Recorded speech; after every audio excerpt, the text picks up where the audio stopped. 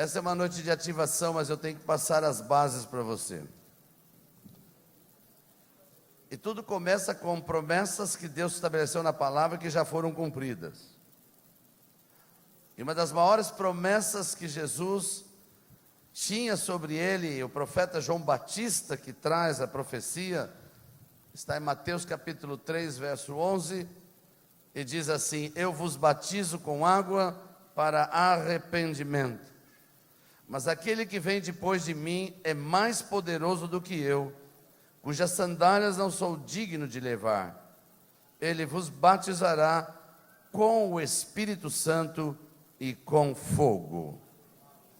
Essa é uma promessa que é real.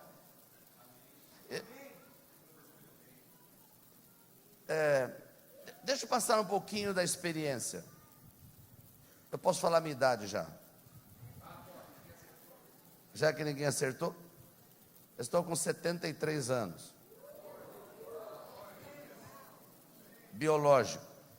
Mas profético, 53. E nesta noite, dentro da ativação, vai virar a unção de rejuvenescimento sobre você.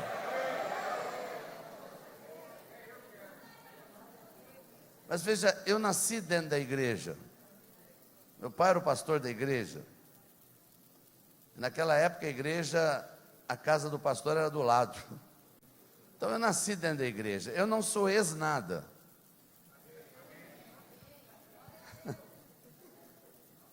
Nunca tomei drogas, nunca fumei, nunca bebi, casei virgem.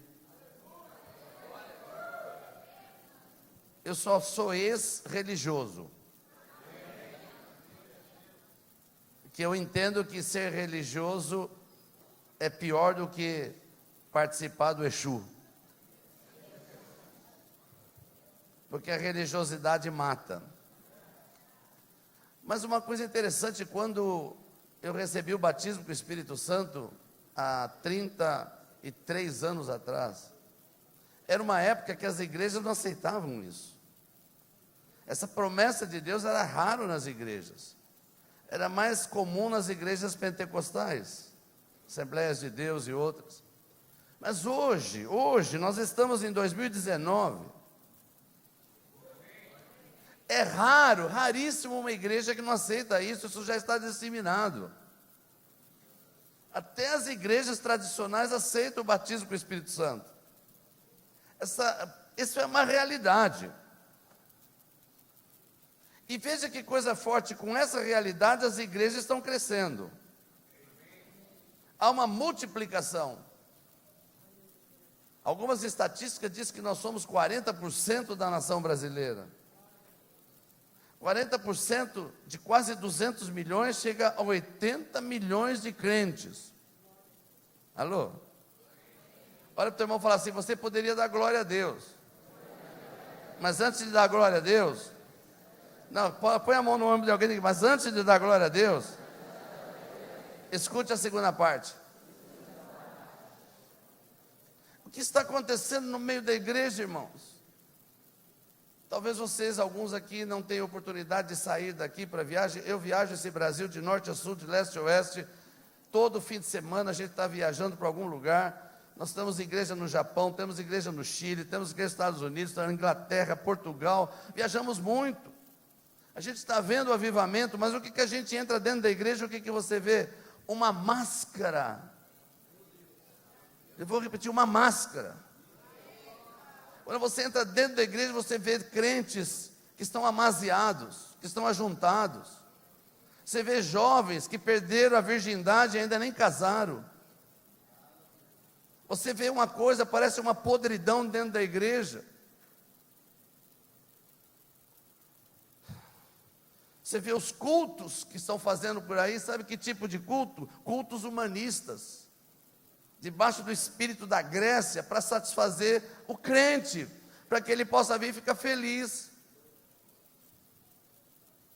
Por um lado, eu tenho uma promessa de Deus e aconteceu, o batismo do Espírito Santo é verdade, os dons do Espírito são verdade, mas a igreja está cheia de crentes doentes. Os números não valem nada, porque o que vale é a qualidade. E eu discuti muito esse assunto comigo mesmo.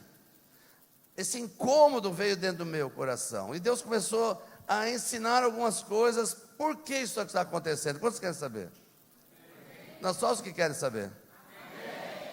Porque há uma inversão de valores dos dons. Põe a mão no nome de alguém e fala assim, uma revelação para você. Fala assim, é muito forte essa revelação. Diga para essa pessoa, a revelação é, o primeiro não é o segundo.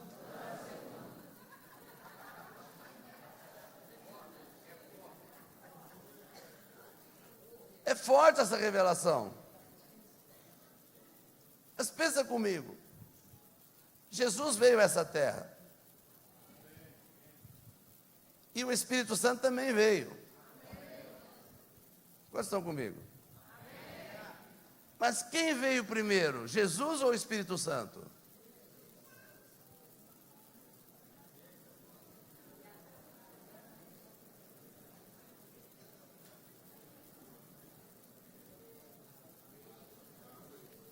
Põe a mão no teu irmão e fala assim, você está com dúvida, está vendo?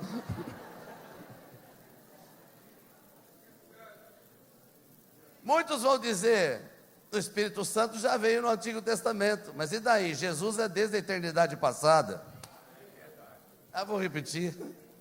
Jesus é antes de qualquer coisa, tudo foi feito por Ele e para Ele, tudo é por Jesus, é por Ele. Então quando Ele veio para mostrar o caminho para o Espírito Santo.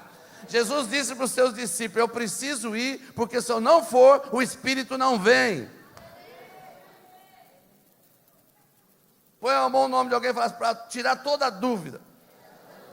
Primeiro Jesus, segundo o Espírito Santo. Onde eu quero chegar?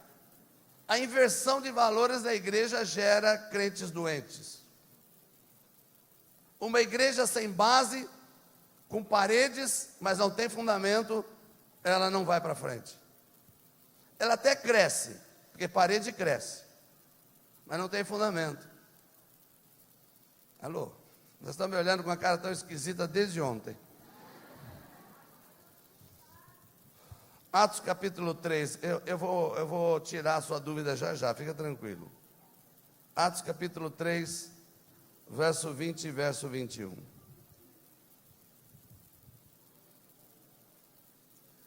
A fim de que da presença do Senhor venham tempos de refrigério, em que envie Ele o Cristo, que já foi designado Jesus, ao qual é necessário que o céu retenha, até os tempos da restauração de todas as coisas, de que Deus falou pela boca dos seus santos profetas desde a antiguidade. Jesus vai voltar. Não, eu vou repetir, você crendo ou não crendo, Jesus vai voltar. Há promessas, irmãos, que muitas vezes dependem de nós, mas há promessas que não dependem de nós. Se você recebe uma promessa de que um dia você vai ser um missionário, mas se você não estuda, não tira passaporte, como é que você pode ser um missionário? Essa promessa nunca vai acontecer.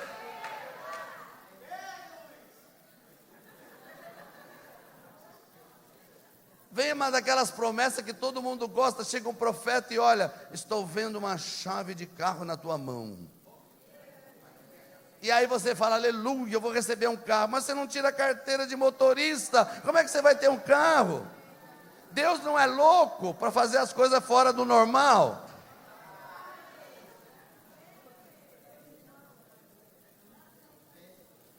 Mas tem promessas que não dependem de mim nem de você. E uma delas é, Jesus vai voltar. Crendo ou não crendo, Jesus vai voltar. E alguns dizem, por que Jesus está demorando? Esse texto me diz que o céu está retendo Jesus até o tempo da restauração de todas as coisas que falou os profetas. Então existe uma restauração.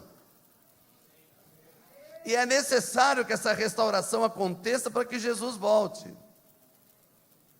E eu começo a pensar, qual é a restauração?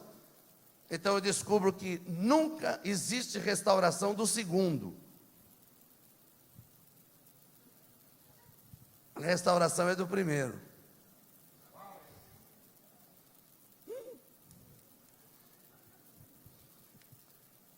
É claro que você entende, eu não precisava falar isso, que Jesus vem buscar a igreja dele.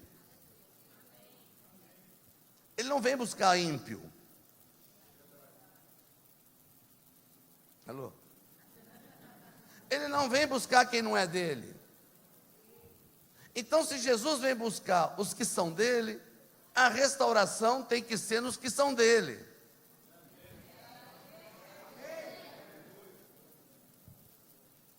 Então há uma necessidade de sermos restaurados ao primeiro, para que Jesus possa nos levar.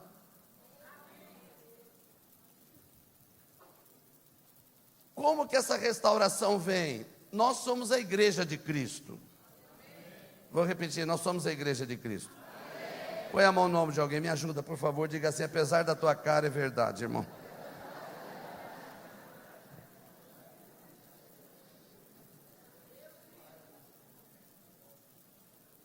Rapidamente um pouco de história para você. Rápido. Eu não sei se você gosta de história ou não, eu gosto. Quando eu tinha 16 anos, meu pai já tinha falecido, e o meu cunhado, que era casado, já casado com a minha irmã, mais velha que eu fui buscar conselho, porque a gente nunca pode andar sem conselho. Eu vou repetir.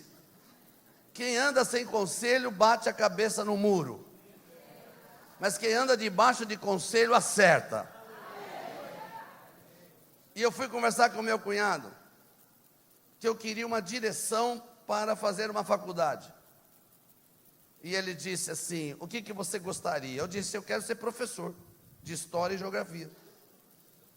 Ele falou assim: você pretende casar um dia? Eu falei: lógico. Você pretende sustentar a tua família? Eu falei: lógico.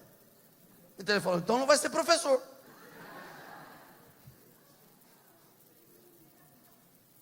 E eu perguntei: e o que você acha que eu devo ser? Ele falou: vai ser um economista, um administrador. E eu aceitei o conselho, porque quem busca conselho, aceite o conselho. Não, você não entendeu o que eu estou falando. Não busque conselho para ver se a pessoa que você está pedindo conselho vai aceitar o que você está falando.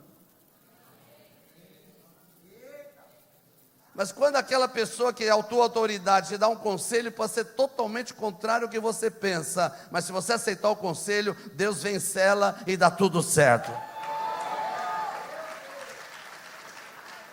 Põe a mão no nome de alguém e diga assim: agora eu fiquei bravo.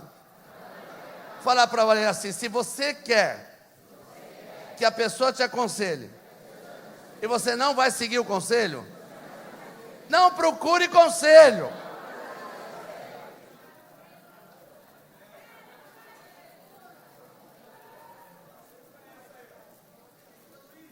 E eu segui o conselho. E Deus foi tão fiel que eu me tornei um executivo. Trabalhei nas maiores multinacionais desse país, cresci até o dia que eu me tornei um empresário. Nunca deixei a casa do Senhor e nunca deixei o sonho morrer. Porque depois que Deus mandou eu entregar a minha empresa, eu me tornei professor dele.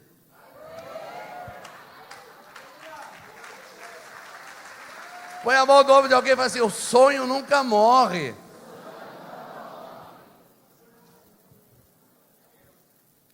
E aí o que aconteceu sendo professor dele? O salário é bom. Ele paga em dia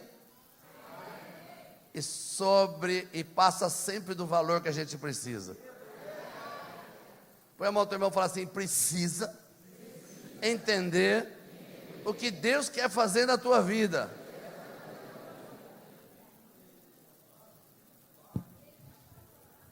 Quantos estão aqui comigo?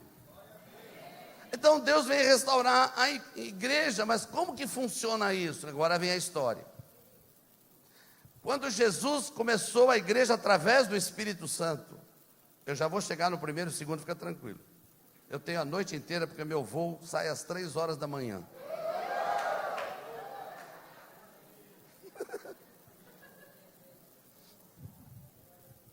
igreja primitiva começou com bases apostólicas e proféticas.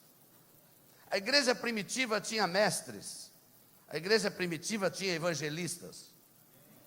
A igreja primitiva tinha apóstolos, tinha profetas, tinha pastores. E os milagres eram normais. Não se fazia esforço para fazer milagre. As orações eram orações simples. Vou repetir. Porque eu não sei quem é que inventou esse negócio de oração forte.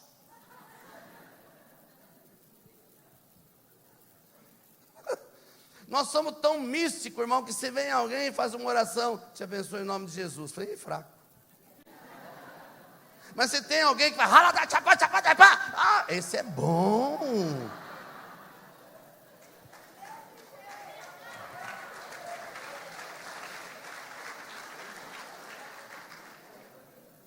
E a igreja primitiva começou baseada em Jesus. Jesus fez a oração mais forte que eu já vi até hoje. Ele pegou 5 pães e 2 peixes, levantou e falou, Pai, te dou graça. Só isso. E a multiplicação aconteceu. Pedro agora segue o exemplo de Jesus, chega na porta do templo, tem um aleijado, ele diz, eu não tenho prata, não tenho ouro. Levanta.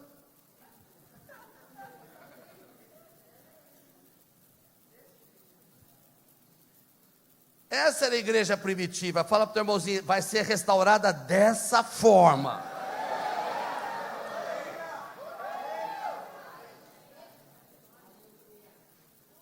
Mas eu quero te dar algo muito forte agora que vai valer para a sua vida. Eu mando mesmo, hein? Ok. Toda vez que você começa a fazer a vontade de Deus e der certo, o diabo vem contra você. Vou repetir, ele vem contra. Repete comigo, contra. Fala assim, contra é oposição. Mas quando ele descobre que não consegue vencer você, ele tenta se aliar.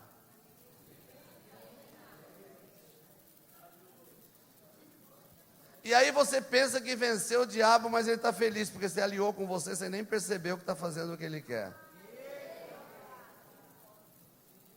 Quando a igreja primitiva começou, o que começou a acontecer? Milagre para todo lado. Irmãos, quando Pedro pregou, não sei se você já viu isso em algum lugar, eu nunca vi.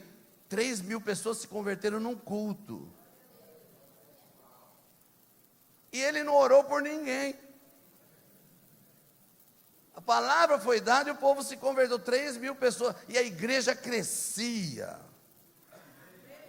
Não tinha modelo celular.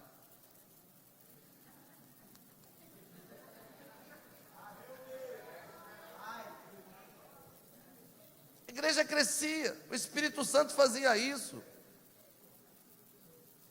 O diabo falou assim, opa, esse povo está crescendo muito, eu vou matar os apóstolos. E começou a matar os apóstolos. Pegava os profetas e matava, começou a matar a gente.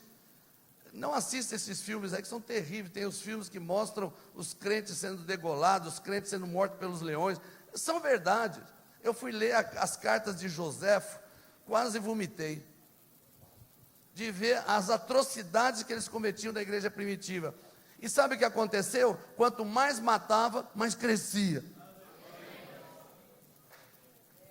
O diabo percebeu que não tinha jeito de parar a igreja matando. Então ele mudou a tática, vou me aliar. Como que ele se aliou? Ele pegou um imperador que diz que se converteu, entre aspas, chamado Constantino, e Constantino fez uma lei. Qual a lei? A partir de hoje, a igreja não será mais perseguida. E o povo diz, aleluia. Só que ele fez o seguinte, não perseguimos, mas agora a igreja vem para dentro do Estado. E quando a igreja veio para dentro do Estado, acabou o profético. Começou a igreja católica apostólica romana. Acabou os milagres. Mudou a Bíblia, as penitências vieram. A graça já não era mais suficiente. E o mover de Deus acabou. Põe a mão no ombro de uma igreja e diz assim, não importa. Deus vai restaurar a sua igreja. Porque há uma promessa de Jesus vir buscar a sua igreja restaurada.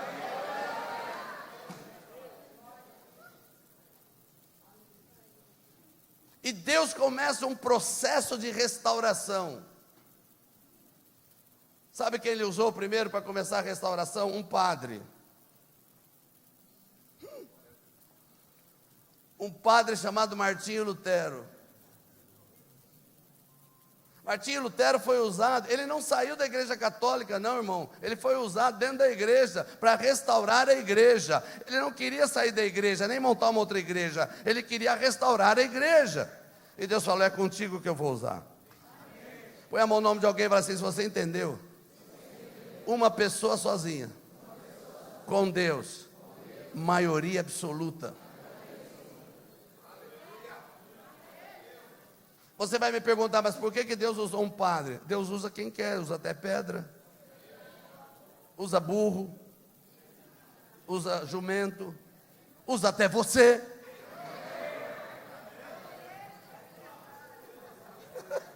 Usa quem Ele quer. E a restauração começou, porque entenderam que havia algo novo, havia salvação pela graça, mas começou a reconhecer o pastor.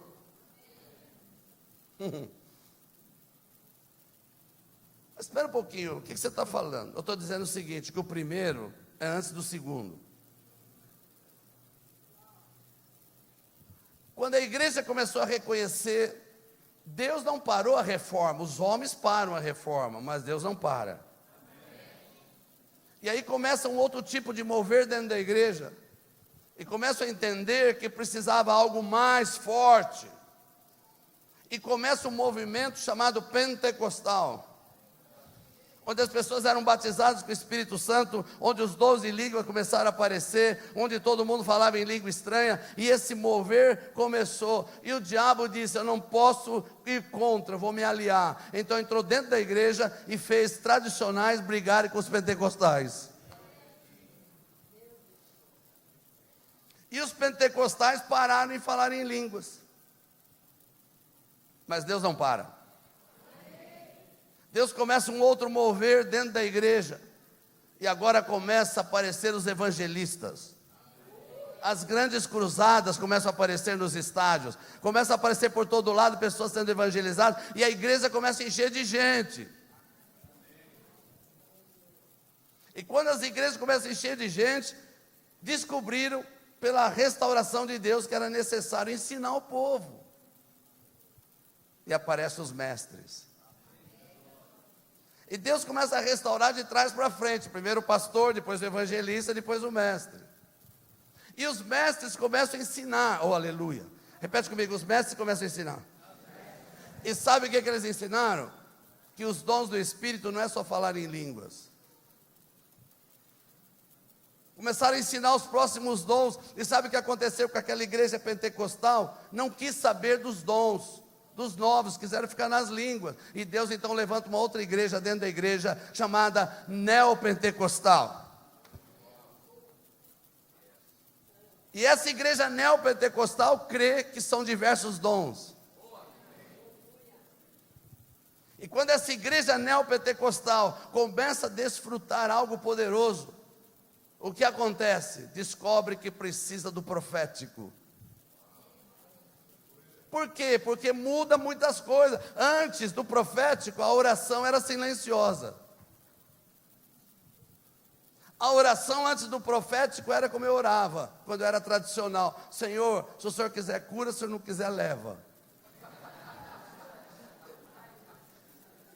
E Deus levou um monte. Antes do profético, a igreja tinha os corinhos. Tinha o coral, tinha o irmãozinho que vinha cantar e cantava, quem quer mais? Escolhe uma.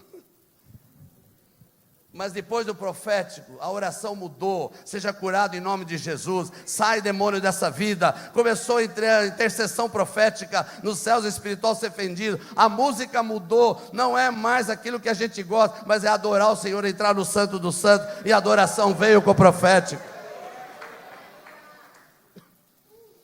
Mas Deus quer restaurar a igreja completa. E aí o que aconteceu? Os neopentecostais pararam nisso. Mas Deus levanta uma nova igreja, dentro da igreja, uma igreja chamada igrejas independentes, que aceita o apostólico. E começou a aparecer o mover apostólico. Quantos estão aqui? Agora, quem veio primeiro, Jesus ou o Espírito Santo? Eu vou mostrar um versículo bíblico que vai ser a chave para você hoje, agora que eu vou começar a mensagem.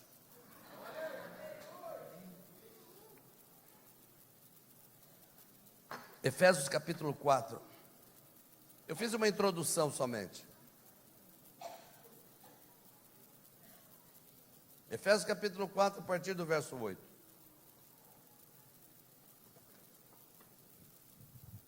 Está escrito: e a graça foi concedida a cada um de nós, segundo a proporção do dom de Cristo. Por isso diz: quando ele subiu às alturas, levou cativo o cativeiro e deu dons aos homens. Repete comigo: quando Jesus subiu para o céu, ele deu dons aos homens. Vamos continuar. Só os inteligentes agora digam glória a Deus. Glória a Deus.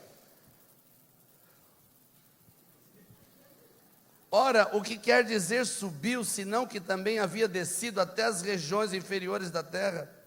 Aquele que desceu é também o mesmo que subiu acima de todos os céus para encher todas as coisas. E ele mesmo concedeu uns para apóstolos, outros para profetas, outros para evangelistas, outros para pastores e mestres, com vistas ao aperfeiçoamento dos santos, para o desempenho do seu serviço, para a edificação do corpo de Cristo, e eu colocaria entre parênteses, para a restauração da igreja. Repete comigo: os dons de Jesus são apóstolo, profeta, evangelista, pastor e mestre. Quando Jesus sobe, ele dá esses dons. Mas quando Jesus chega lá em cima, o Espírito Santo desce. E quando o Espírito Santo desce, ele dá dons também. E quais são os dons do Espírito Santo? Falar em línguas, interpretar, profecia, sabedoria, operação de milagres, cura e assim por diante. E o que aconteceu com a igreja até agora? De modo geral, pegar os dons do Espírito Santo e operar os dons do Espírito Santo, sem a base, que são os dons de Jesus. Eu vou falar algo para você muito sério. A igreja que não opera nos dons de Jesus, ela pode até crescer, mas com frutos podres. Sem a base não existem os dons do Espírito Santo. Meu, pensa comigo, irmão, o Espírito Santo é confusão? Então por que existe divisão entre igrejas? Por causa dos dons do Espírito. Porque não tem a base. Igrejas dominadas somente por um pastor que não abre mão de nada, se torna o coronel da igreja. E os dons estão ali do Espírito Santo. Irmão, eu cansei de ministrar pessoas que vêm das igrejas pentecostais. Eu e minha esposa ministrava e cada vez mais a gente entendia o mover errado das igrejas, porque tinha duas moças que para nós foi forte demais. Ela disse: nós precisamos de ajuda, nós queremos sair da prostituição. Eu falei: sim, daí? Nós somos da igreja tal. Eu falei: e o que está acontecendo? É porque a gente quer cantar no coral, e só pode cantar no coral quem fala em línguas. E como a gente não fala em línguas, nós começamos a imitar. E aí nós caímos no pecado, e falamos com o pastor. Ele disse: mas se você orar em línguas, tudo bem. E as línguas ficou mais importante do que a santidade. Porque são dons do Espírito. Mas se essa igreja tivesse os 5 ministérios, não haveria esse problema. Porque o primeiro é antes do segundo. Olha o teu irmão e fala assim: não fica com essa cara não, irmão. Fala assim: mas toda a igreja que precisa ser restaurada, tem que ter os 5 ministérios.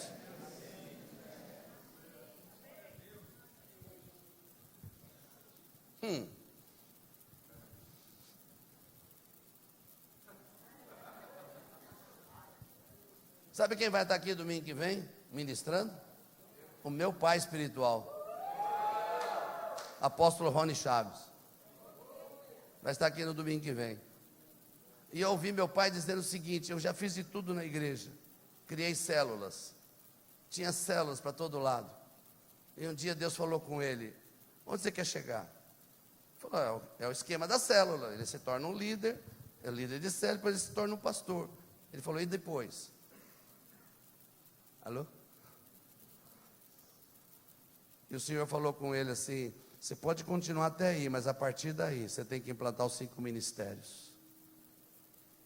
Não basta ser líder, tem que ter uma das dons do Espírito e os dons de Jesus também. E ele começou a criar as células para profetas, as células para pastores, as células para evangelistas, as células para mestres e as células para profetas.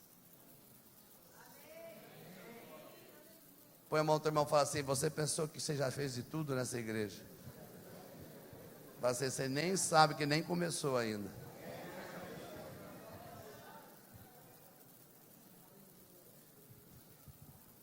Quantos estão aqui? Agora, o que representa os dons de Jesus, que são os mais importantes que os dons do Espírito Santo? Porque é a base, é o fundamento.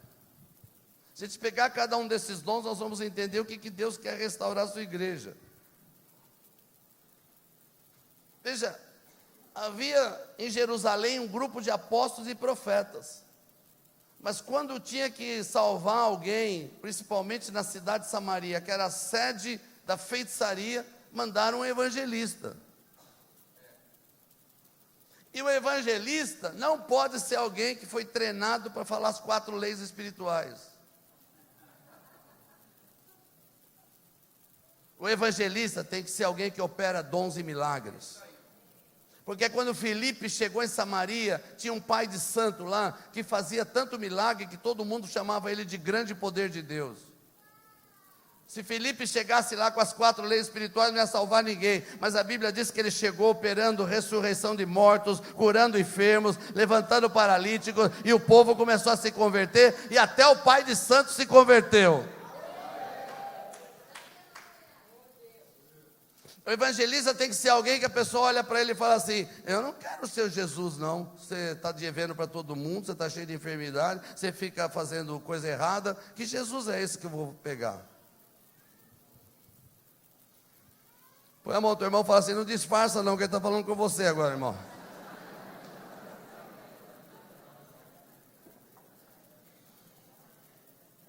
Pastor, qual é o dom de evangelista? Quantos querem saber?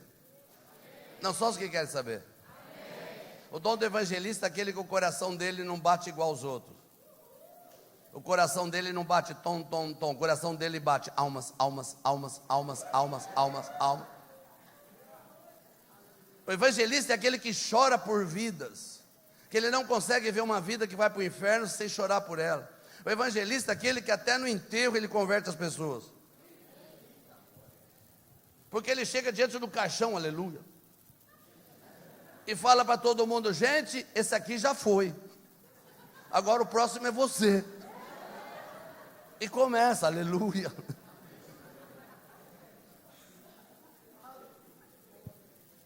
E sabe onde ele começa a evangelizar? Na casa dele. Porque é na casa dele que conhece bem a vida dele. Põe a mão no teu irmão e fala assim: vou ficar 3 meses na tua casa para ver quem é você mesmo.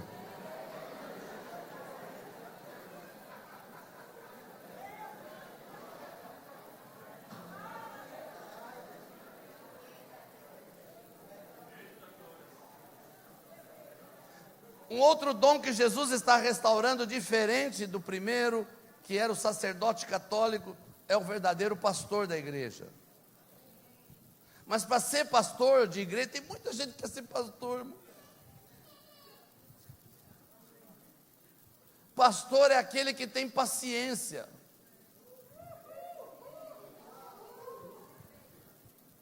Pastor é o único que consegue atender ovelha. Toda igreja tem aquela irmãzinha, não levanta a mão. Toda igreja tem aquela irmãzinha que todo domingo vem dar problema. As pessoas já não aguentam mais, já atende a irmãzinha de costa, paz do Senhor, irmã. Mas o pastor todo domingo vai lá e pega ela no colo.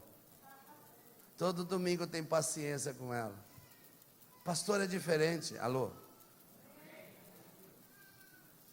Tem que ter o coração de amor, batismo de amor. Não pode ter segurança que impede as pessoas chegar nele.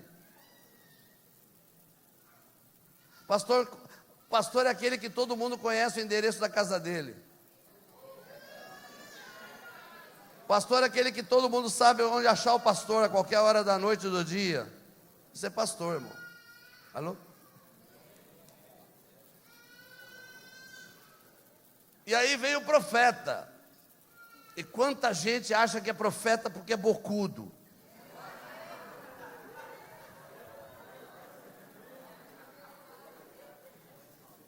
Uma pessoa falou comigo assim, acho que era mulher, nem lembro direito, porque eu sou meio chato, viu, irmão? Cuidado quando você vem pedir oração para mim. Porque depois de 70 anos eu falo qualquer negócio. Essa irmã chegou para mim e falou assim, eu sou profeta, eu sou bocudo. Eu falei, você é sem educação.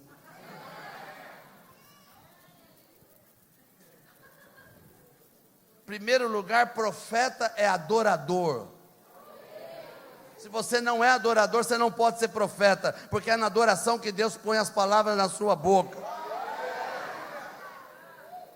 Segundo, quando o profeta fala, por mais duro que seja, é para edificar e não para matar. Como que um profeta como João Batista podia dizer para aqueles fariseus, raça de víboras, e ele se convertiu? Porque se ele não fosse profeta, tiravam pedra nele. Isso é profeta. E aí vem o mestre, aleluia. O mestre é aquele que recebe revelação da palavra. O mestre é aquele que está lendo o versículo, ele acha uma revelação na vírgula. Esse é o mestre. E o apóstolo, aleluia. Tem muita gente que quer ser apóstolo porque acha que é status. Mas não existe VIP no reino de Deus. Porque eu descobri que VIP é vim do interior da Paraíba.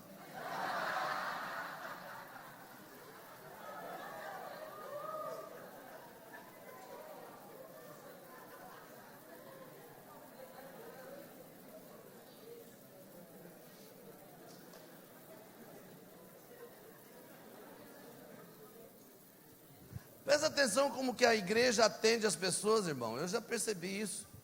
Chega uma pessoa simples, tem o dom de evangelista, ele é apresentado, o evangelista tal igreja, amém. Chega o apóstolo, capa tapete vermelho, aleluia. Porque nós, igreja, damos diferença, mas quando os dons de Jesus vieram, não tem diferença entre um dom e outro, todos são iguais. O apóstolo foi feito para 3 coisas. Quanto quer saber? Primeiro, para lutar pela unidade do corpo. Segundo, para exercer a função de pai espiritual.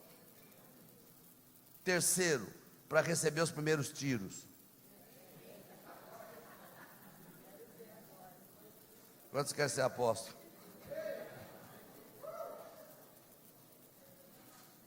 Paulo disse assim nas suas cartas, eu vou mostrar para vocês a marca do meu apostolado. 3 vezes naufragado, preso não sei quantas vezes, apedrejado não sei quantos. E naquela época ninguém ia ser apóstolo. Mas não mudou não. O apóstolo é aquele que espiritualmente tem mais luta do que qualquer outro. Olha para o teu irmão e fala assim, essa noite, Deus vai trazer uma ativação profética nessa igreja. E aquilo que está no seu coração, que você sonhou faz muitos anos, se estiver alinhado com o que Deus quer, vai haver uma explosão dentro de você. Agora presta bem atenção, uma igreja, eu estou falando de igreja local agora, ela precisa ser restaurada com 5 ministérios. Senão ela vai ficar manca. Pensa uma igreja que tem só pastor. Como que vai ser o culto desta igreja? Eu sei. O pastor vai chegar todo domingo e vai pregar. Ele vai dizer: irmãos, essa semana foi tremenda, eu visitei o Zé. Ô Zé, você está aí? Está aí o Zé. Tomamos café junto, né, Zé? Ele sabe o nome de todo mundo da igreja, sabe quem não veio, esse é o pastor. Vocês estão me olhando tão esquisito, não sei porque, acho que eu estou falando alguma coisa errada aqui. Mas pensa uma igreja que tem só pastor, não tem quem confronte, porque pastor não é muito de confrontar, pastor é só de ajudar. Agora pensa uma igreja que tem só mestre, aleluia. Você chega no domingo à noite, o pastor vai ministrar, ele é mestre. Irmãos, abra sua Bíblia em Gênesis 1:1 e prega 2 horas. Domingo seguinte você chega e ele fala: hoje é Gênesis 1:2, mais 2 horas. Alô, você está aqui? Porque é mestre. Ele recebe a revelação, dá até na vírgula.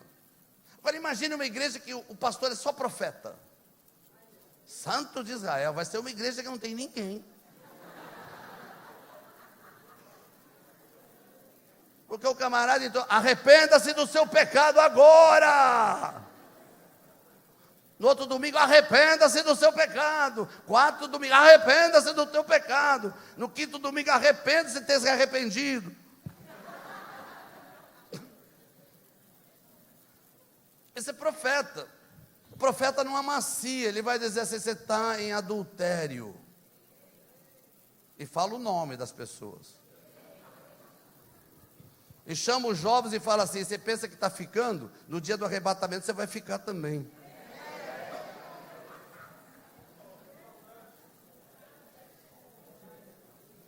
Põe a mão no ombro de alguém e fala: essa foi direta para você, irmão, eu estou entendendo isso.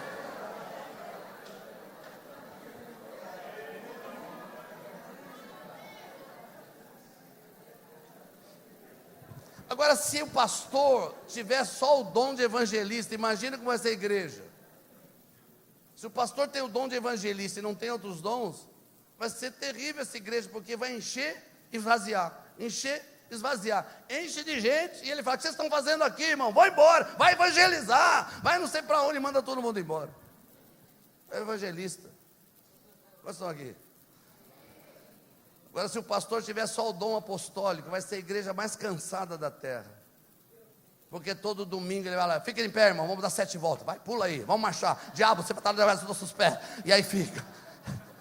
Domingo seguinte, vamos de novo, irmão, mais 7 voltas.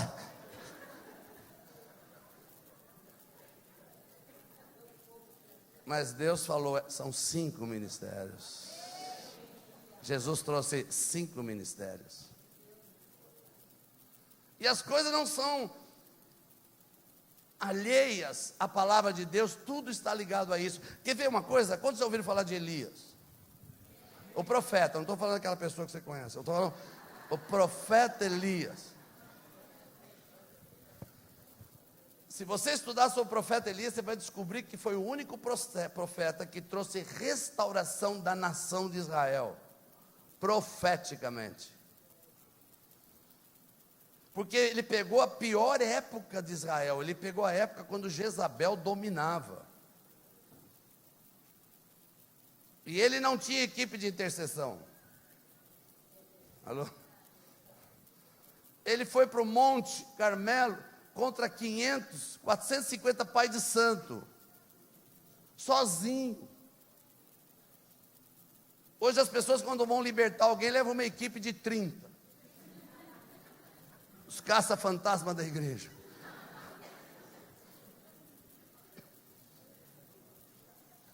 Elias sobe o monte sozinho com a Rede Globo transmitindo ao vivo. Enfrenta os pais de santos sozinho. E quando ele termina de enfrentar e vencer, desce fogo do céu. Depois ele vai para a intercessão e gera chuva que faltava. Israel se converte num dia. Porque quando o fogo desceu, eles não ficaram pulando cheios do Espírito, não era isso. Eles diziam: só o Senhor é Deus. Eles caíram no chão. Eu creio que a Igreja Católica do Brasil vai ser a maior igreja evangélica da face da terra.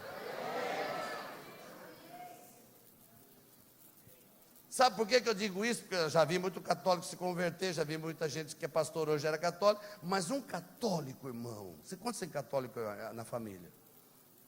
Só os que têm católico na família.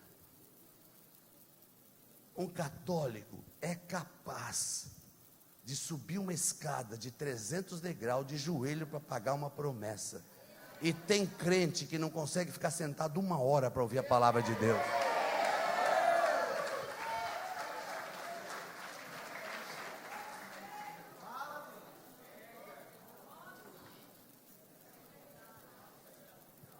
Tem crente que você tem que amarrar o espírito de mijança, porque levanta toda hora para ir no banheiro.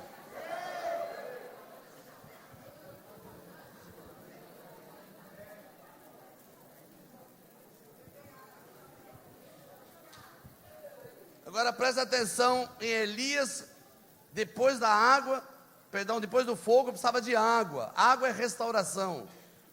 Ele vai para o alto do monte e fica orando. E tem um rapazinho que vai olhar na beirada do monte 7 vezes. Na 7ª vez o rapazinho diz assim: tem uma nuvem que está chegando, do tamanho da mão de um homem.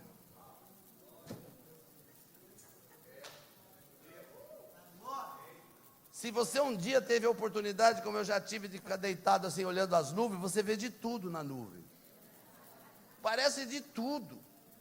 Então a nuvem da restauração podia ser qualquer coisa, mas tinha que ser do tamanho da mão de um homem, porque a restauração tem que passar pelos 5 ministérios.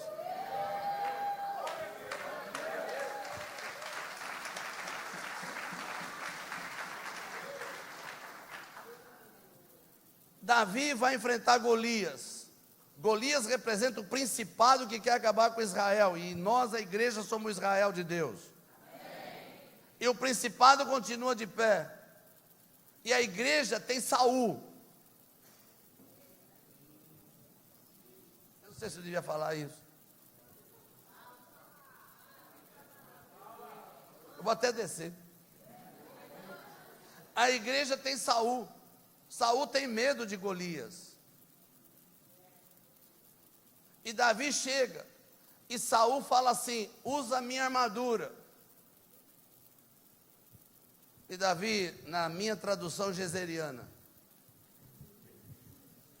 Davi diz assim: eu não uso unção velha.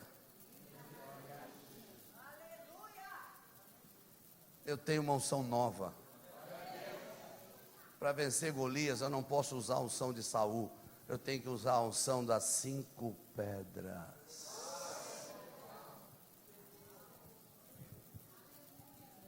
Porque 5 representa sempre 5 ministérios. Para restauração tem que ter 5 ministérios. E eu descobri outro segredo. Davi pega 5 pedras, aleluia. Coloca no bornal dele, aleluia. E usa uma pedra só.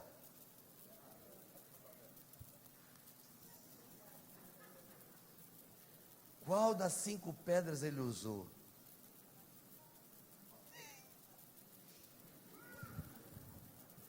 Põe a mão do teu irmão e fala assim: ninguém vai saber.